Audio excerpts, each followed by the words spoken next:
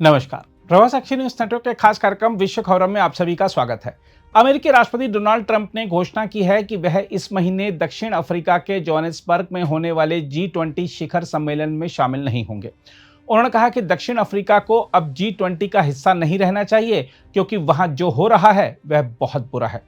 Trump की जगह उपराष्ट्रपति जेडी वेंस इस बैठक में अमेरिका का प्रतिनिधित्व करेंगे। हम आपको बता दें कि दक्षिण अफ्रीका इस वर्ष के लिए G20 की अध्यक्षता कर रहा है। यह पहली बार है जब G20 सम्मेलन अफ्रीकी महाद्वीप पर आयोजित होगा। राष्ट्रपति सिरिल रामाफोसा ने इस आयोजन को एकता, समानता और सतत विकास पर केंद्रित बताया है। जहां तक ट्रंप की दक्षिण अफ्रीका से नाराजगी की बात है, तो आपको बता दें कि अमेरिकी राष्ट्रपति का मुख्य आरोप यह है कि दक्षिण अफ्रीका की सरकार श्वेत अल्पसंख्यक, विशेषकर अफ्रीकानेर समुदाय के साथ भेदभाव कर रही है। उन्होंने दक्षिण अफ्रीका की भूमि सुधार नीति, जिसमें कुछ मामलों में बिना मुआवजे के भूमि अधिग्रहण की अनुमति दी गई है, उसको श्वेत किसानों के उत्पीड़न की नीति कहा है। ट्रंप ने इन किसानों को अमेरिका में शरण देने की भी पेशकश की है। वहीं दक्षिण अफ्रीका ने ट्रंप के आरोपों को सिरे से खारिज करते हुए कहा है कि श्वेत नरसंहार जैसे दावे निराधार हैं और देश में किसी नस्ल विशेष के खिलाफ हिंसा के प्रमाण नहीं है। देखा जाए तो अमेरिका श्वेत अधिकारों के नाम पर दक्षिण अफ्रीका के आंतरिक मामलों में हस्तक्षेप कर रहा है, जबकि प्रिटोरिया इसे उपनिवेशोत्तर मानसिकता का उदाहरण मानता है।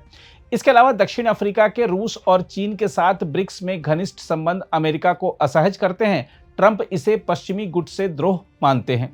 वैसे ट्रंप का G20 शिखर सम्मेलन से अनुपस्थित रहना केवल एक व्यक्तिगत या राजनीतिक विरोध नहीं, बल्कि एक सामरिक संकेत भी है।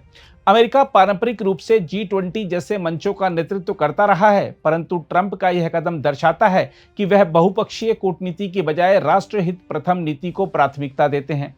ट्रंप की अनुपस्थिति से अमेरिका का नैतिक और कूटनीतिक नेतृत्व कमजोर पड़ेगा। विशेषकर चीन इस अवसर को अफ्रीकी देशों में अपनी आर्थिक पकड़ मजबूत करने के लिए इस्तेमाल कर सकता है। हम आपको बता दें कि दक्षिण अफ्रीका अफ्रीका का सबसे विकसित और प्रभावशाली राष्ट्र है। यदि अमेरिका उससे दूरी बनाता है तो बीजिंग और मॉस्को को वहां प्रभाव बढ़ाने का अवसर मिलेगा। यह अफ्रीका में अमेरिका की रणनीतिक उपस्थिति को कमजोर कर सकता है, जो पहले ही ब्रिक्स देशों के उभार के कारण चुनौती में है। खास बात यह है कि G20 जैसे मंचों की ताकत सर्वसम्मति और संवाद पर आधारित होती है। जब एक प्रमुख शक्ति भाग नहीं लेती तो संवाद की दिशा प्रभावित होती है। ट्रंप की जगह उपराष्ट्रपति को भेजने का अर्थ यह भी है कि अमेरिका औपचारिक रूप से उपस्थित रहेगा, पर उसकी भूमिका सीमित होगी।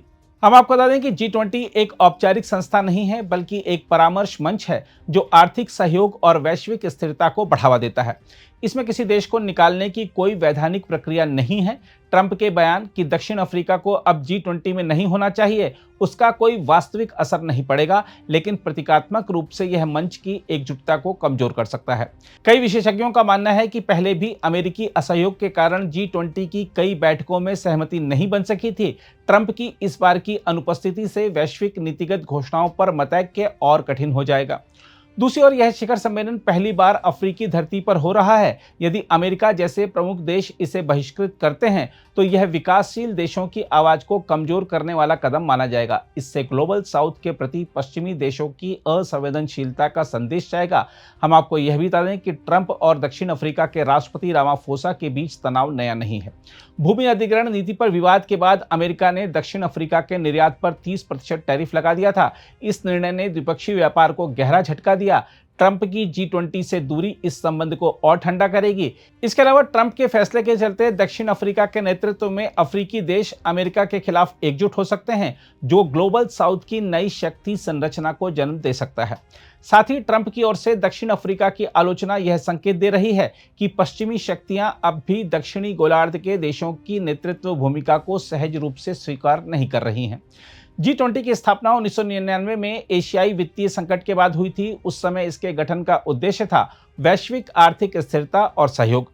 परंतु अब यह मंच केवल आर्थिक नहीं, बल्कि वैचारिक ध्रुवीकरण का भी प्रतिबिंब बनता जा रहा है। ट्रंप का निर्णय इस मंच को G20 बनाम G10 जैसी विभाजन रेखाओं की ओर धकेल सकता है। जहां एक और अमेरिका और उसके सहयोगी होंगे, तो दूसरी ओर ब्रिक्स और ग्लोबल साउथ के देश।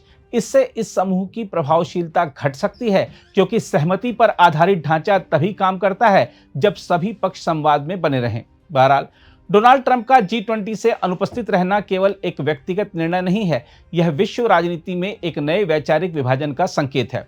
अफ्रीकी महाद्वीप पर पहली बार आयोजित यह सम्मेलन ऐतिहासिक अवसर था जो अब अमेरिकी असहमति की छाया में आ गया है। G20 की स्थिरता इस पर निर्भर करेगी कि क्या अन्य सदस्य देश, विशेषकर यूरोपीय संघ, भारत और चीन इस मंच को समावेशी बनाए रख सकते हैं। देखा जाए तो ट्रंप की नाराजगी दक्षिण अफ्रीका से ज्यादा उस नई विश्व व्यवस्था से है जहां ग्लोबल साउथ अपनी आवाज बुलंद कर रहा है। अगर आप भी लेना चाहते हैं देश दुनिया की तमाम जानकारी तो आज ही सब्सक्राइब करें हमारे चैनल को। साथ ही नीचे दिए बेल आइकन को जरूर दबाएं ताकि हर अपडेट आप तक पहुंच सके।